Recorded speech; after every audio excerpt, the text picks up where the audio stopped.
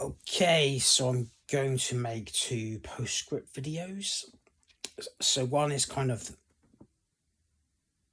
just a postscript video, which is this one. We're going to talk about what we see on TV, given everything we said. It's like, well, okay, Tim, what about blah, blah, blah. So we're going to deal with that because I realise we haven't really dealt with that. So we're going to deal with that, given the background, and then kind of moving on from that to actually step back, as we kind of did in the last videos and said a few things. And it's kind of like when you do step back, you realize, oh yeah, there is really a proxy war going on, and you realize like if that proxy war expands in the Middle East, things are going to get 10 times more dangerous than they are. So we're gonna do a postscript video on that, and then kind of finish it there and do some other stories. So obviously this kind of postscript video is like, well, what about all the suffering of all the children you see on TV? I guess that's kind of always going to be the issue for everyone. Is that actually when you try and analyze this, you've got your kind of heartstrings pulling in two different directions, and that's natural. But that's not really would be to me the point. The point would be to understand the situation, realize what's going on, and then therefore what's going to happen, what are the consequences of how we respond to this, and understand which is the right response and which is the wrong response. And it's not even based on the moral dilemma. So we started off by saying the high ground. So the high ground is Jesus. Jesus solves the moral dilemma. The moral dilemma, we've discussed the moral dilemma and we reached a conclusion. We'll discuss this very simply in a bit. And like, what medicine you taking? So the medicine you're taking, which you might not realize, is like, which viewpoints are we going to digest that's going to solve the moral dilemma and move the situation, at least in our own mind, forward, because we understand the consequences of the situation despite what actually happens. It's like, well, we fall down on one side or we fall down on the other, or we just don't care and put hands up and say, I give up. Those are basically the three responses. Because of what we've been shown on the media, no one's going to pick the third response. I mean, we are living in an age where it's very difficult to sit on the fence about anything. And kind of that seems to just repeat itself. But there's obviously an option, you can sit on the fence. So I'm just thinking where we go from there in this video. So going back to the beginning, so the reality is we are being shown lots of videos of dead people in Gaza, and we are being shown lots of dead children, and like every other news item seems to be either this or that. So kind of, I think the two popular stories are interviewing people who've had Israel Jews who've had people, relatives kidnapped. It makes good TV, doesn't it? And then the pictures we see in Gaza of dead bodies and dead children, and I think the reality is that makes good TV. So what we see on the news is just makes good TV. And again, we need to kind of step back from everything. And I think when we begin to actually try and, I mean, this is the issue for me. When I try and to get some sort of moral equivalence, there's so many layers and nuances to the whole conversation. It's impossible. If I try and do that without God, it's like totally impossible. And if we try and do it without understanding the history of the whole thing, probably going to make the wrong decision, because we're doing it on the emotion of what we see on the TV, which is for entertainment purposes. Let's be honest, what the BBC are showing, what other major news networks. I personally think the BBC coverage is pretty appalling, particularly given, I'm not sure I've spoken about this, how they don't really want to seem to cover the Ukraine-Russia war because it doesn't fit the narrative. And it's their narrative they've adopted from the wider narrative, which is the stuff that be discussed in the next Postscript 2 video. So I can't even remember when I said this, or if I said this in these videos, but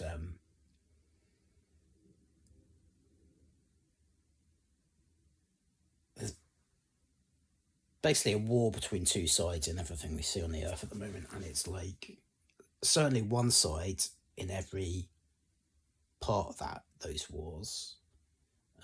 What do I mean? You can pick this, you can pick politics, you can pick Me Too, you can pick BLM. It's like at least one side will have a game plan and a narrative. They stick to the game plan. And I think the reality for me in this whole thing is like, this is no different. So that people on the left picking this up and they're playing the game exactly how they played the other games. And it's unpicking that really, which is why we're doing a Postscript 2 video. But the major point would be, it's kind of impossible. I think it's impossible without God. If you're not a God believer, then hey, all us God-fearing people can pray for you non-God-fearing people. I think that would be the solution in my head. And that actually is the only solution, pray.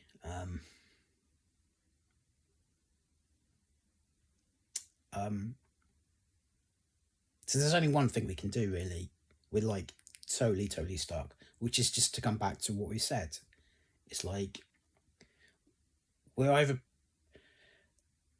if we understand the whole situation properly, we understand one or two things. Both sides basically genocidal towards each other and want to wipe each other out. Or that one part of the side isn't so genocidal. It's just their attack is defense. Now, pick either side you want. As we said, there is no solution other than pick a side. So we better make sure we're on the right side. I think this is to me, the problem we have with the TV. The news media actually is kind of fueling the fire, and then the left's just like throwing fire on the fire. But if we step back and realize that, it's like, well, my whole argument primarily would be on everything is like, well, if the Israelis do nothing or don't do enough, that you're probably looking at a genocide within the next certainly 2, 3, 4, 5 years. If they do something which doesn't go the full step, which looks like they will not have an option at some point, because we've not talked about the consequences and what actually is going to happen. I think it's so the whole context of that is, I think the world will step in at some point and basically put a halt to the whole thing, either in a way which puts a halt to the whole thing and it stops, or doesn't seem to, but actually logically does, restricts the Israel going into Gaza and taking out Hamas. If that happens, probably put another 1 to 5 years on it. If they're successful, then who knows? What I'm pretty sure reading the Bible is it will come back. If Hamas gets wiped out, something else will come back and fill its void, because that's the way of the world. So you could say, well, that's pointless. Just let Hamas obliterate the Jews. I mean, obviously that's one option we could have. Let Hamas obliterate the nation of Israel, so the nation of Israel have to parley for peace. I mean, we should know the consequences of that. So what's the point really having this conversation? The point from my perspective as a Christian would be we are part of God's kingdom. We are God's people. We need to be on God's side. Don't just leave it to God. Actually, to me, there's a whole argument made about the kingdom just doesn't involve the king. It involves people following the king, and that is how the kingdom is built. And again, go back to one of the videos I've said we should all watch,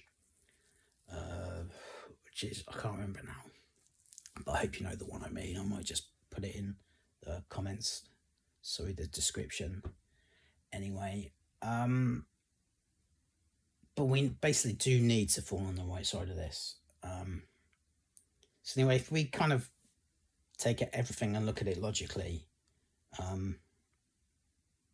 so let's go back to this point they make about the Americans basically nuking Japan at the end of the World War. So we're going to do what people say about that. We're going to not talk about morals. We're going to talk about consequences. Because the moral dilemma is people die. So there is no moral dilemma. It's basically, the real moral dilemma is picking at least two evils. And that's actually the moral dilemma here. And then to understand which side we fall on, and therefore which medicine we should be taking and which side we should be supporting. And then therefore when we see certain things going on, they're the opposite of what we think should happen. We put our hands up and say, don't agree with that. And if we think what is happening is particularly wrong, we go, well, I think this is particularly wrong, to the point of, actually, this is evil and it needs to stop. And I think we've got there already, but this is evil and needs to stop, but we're kind of falling on the wrong side. I also realise as well, everything's based off eschatology. So when you understand a certain brand of eschatology, you're going to be very pro-Israeli. And when you understand another eschatology, you're going to be very anti-Israeli. That's why we're going to look at this stuff. In the Postscript stuff, in the next series of videos, we're going to look at the parable of the 10 virgins, the 5 wise, the 5 foolish, and then launch into some eschatology. Just because you realise it's like, if that's the real rubber hits the road issue, which side of the eschatology we fall down, which is end times teaching in the Bible, basically. Well, it is end times teaching. Eschaton means end times. Eschatology means study the end times. Big word for a simple term. Then actually, that solves the issue. So we better get our eschatology right before we pick a side, really, is kind of the ultimate issue. Solved. But yeah, the Americans nuked the Japanese to end the Second World War, and the argument was always like, this is an ongoing situation, we know who's going to win, because the Allies have practically already won. We should. And that's not the case here at all, no. Don't misunderstand me. But from a Christian perspective, it is, because we have the Bible. We have eschatology. So it is the same. So the calculation in our heads is a logical calculation. If we just let the war go on, how many people are going to die, if we nuke Japan, the Americans fought. And the Americans, which is why they nuked Japan, went on the side of like, we need to end this war for it's good. So people died, but this is the point. People are going to die anyway. So which side do you want to fall on? What's the actual solving of the moral dilemma? And this is the issue. So we see all these people being killed in Gaza. Now, I mean, as I said, this is multifaceted. So one of the things I found out is 44% of the population in Gaza are 14 or under 14, one of the two. So let's just say under 14. So that's massive. So all these kids are being died, and then they feed you the stats, and you're like, wow, that's actually really bad.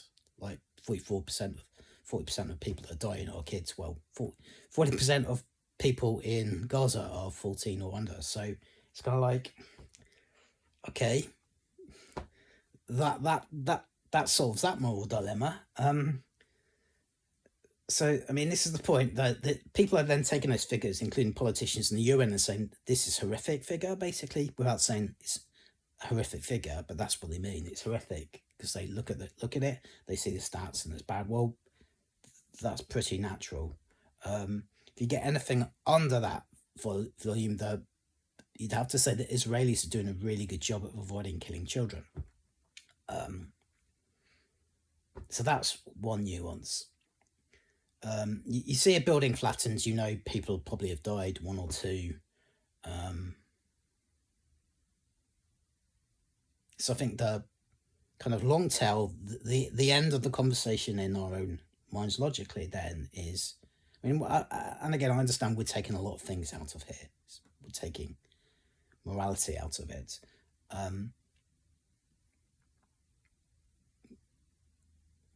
So yes, it's very cold, but we're not taking sides, actually.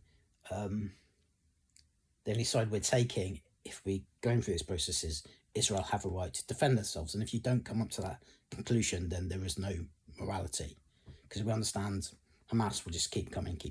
Iran will just keep coming. All the blockades will just keep coming until their goal of wiping Israel out will be met. So anyway,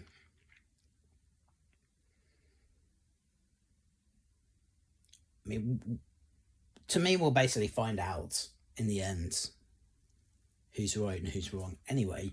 But in terms of this way of cold thinking, we'll find out who's right or wrong. So you see something flattens, you see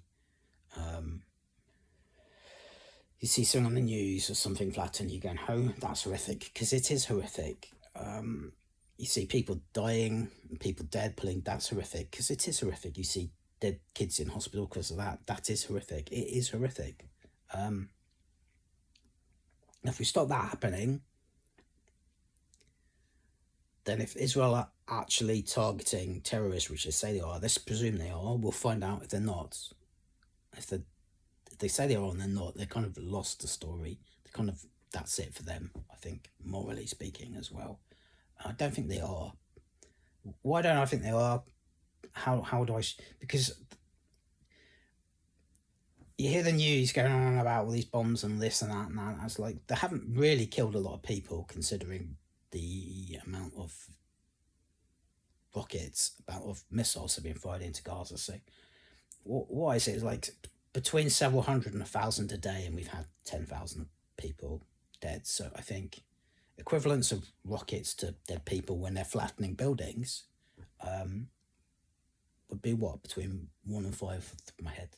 It's actually very, very low, considering as well they say Gaza is the most populated place on earth, which it isn't. I checked this out, it's not in the top 10, but yeah, it's highly populated. You can't avoid civilian casualties if you morally accept that Israel have a moral obligation to defend themselves, and that what they're doing is right. Now again, that's concluding something, but even then, it's like you're still gonna have, we're coming out to the same point, you're still gonna have dead people, and the moral issue is, this is outrageous, there's dead people. Well, it's kind of like, it's a bit stupid, to be honest, if you think about it logically and rationally, and a bit more unemotional. So the moral equivalence in my head would be like, okay, I understand the situation, I believe Israel are doing this, and you might believe the same thing, you might believe something different, that doesn't matter, it's just the steps. They're flying a building, that's killing 5 terrorists, that's killing 10 terrorists, that's stopping maybe 20 bombs because they didn't take out those terrorists, that's stopping Hamas using those terrorists to take out people in the future, that's basically stopping Hamas. You've got the same problem with the ceasefire. If we had a temporary ceasefire and certainly a permanent ceasefire,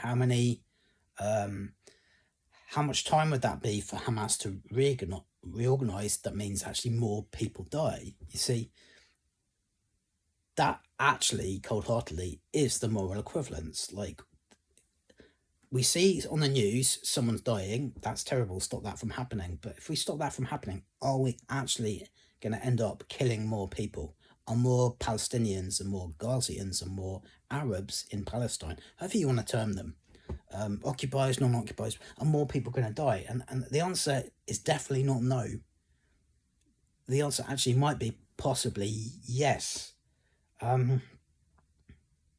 This is kind of the evil world we live in, and that ultimately would be my point. Pick the least of two evils. If you don't like two evils, then why are we letting terrorists get away with terrorism?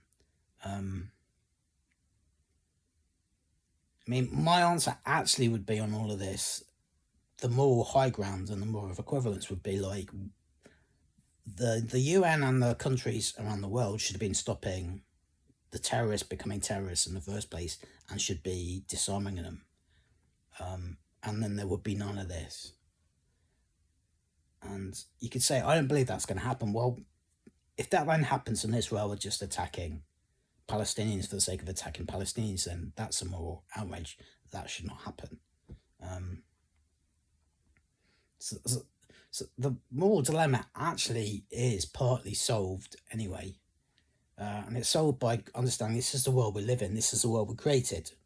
Actually, maybe we should really stop the whole idea of terrorism. Now, it wasn't long ago, before there was a 9/11, and pretty much the whole Western world was united against terrorists, left or right, with a few crazy people walking around like Jeremy Corbyn, for instance, going, this is all wrong, when it most clearly wasn't wrong. The overstep by the Americans, I think, was wrong. And again, this would be the result.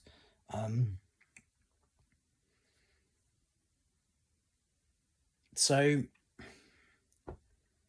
that to me would be actually the real moral failing of the world, of the UN, to allow Hamas. And actually, when you step back and you begin to understand some of the layers again behind the nuances of this conversation, this dialogue, you realise actually the UN really causing the issue, not preventing it. I think if the Palestinians as people were made more accountable and were supported in the way they should be supported to become a people group, whatever you think about, but at the same time saying you can't do this, you can't do that, then that's the way the world should have gone on the whole subject, not where it is. Because we wouldn't see 9,000, 10,000, how many people apparently who are dead. I don't mean sarcastically apparently, because we just don't know. But let's assume 10,000 people are dead so far. I don't think we'd see 10,000 people dead. If we'd done this well, we'd see no people dead, because there'd be no problem. Because the world would have stepped in between Israel and Palestine and said, we don't care what your problems are, but this is the bottom line. The Palestinians should say, you have our support for this, but on this basis. If you step over that line, you're done. And you make it very difficult then. So actually, this is the point. Doing what we're being pre-programmed to do by the left, certainly, it's like being outraged by what we see on the TV. It's not solving the problem, it's making it worse. So again, this is multi-layered, it's multifaceted, it's not easy. How do you pick the least of two evils where you just pick one? How do you pick one morally? Well, it's a difficult conversation, but we all live in a fallen, evil world. This is the result of living in an evil, fallen world. So therefore, everyone else who isn't Palestinian, who isn't Jewish, has to pick up their side of the blame, particularly collectively as nations.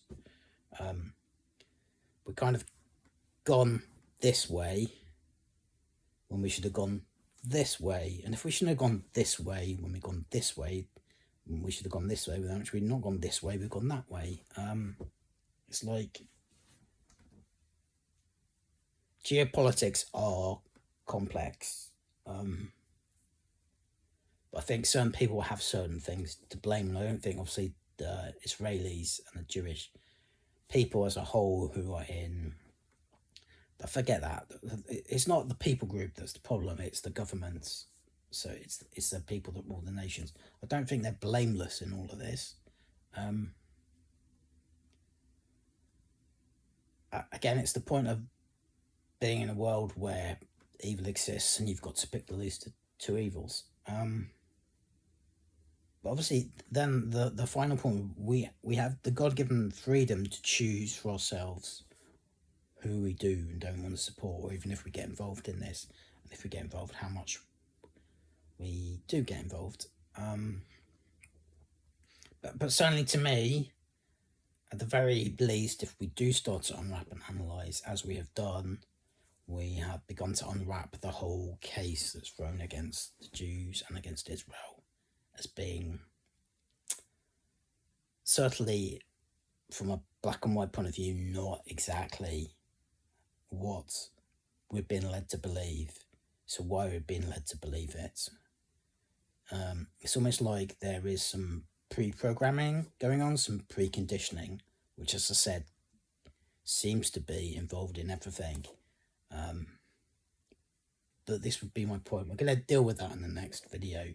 But if that is true, and it certainly is true, it's like, well, maybe we need to engage in this conversation a whole different way, particularly when we understand people's agendas and their game plan and their messaging. It's like, well, they're doing whatever they're doing, whether it's tokenization or something else. It's actually, rather than believe what they say is true, let's presume from that basis that what they say is a lie. Certainly be suspicious about what they say for a start. That would solve the whole issue. Anyway, we're going to deal with that in the next video. I hope I have unpacked this in a way that's helpful. As I said, my kind of excuse would be, if I can possibly ever come up with this excuse, this is a complicated issue, but I have tried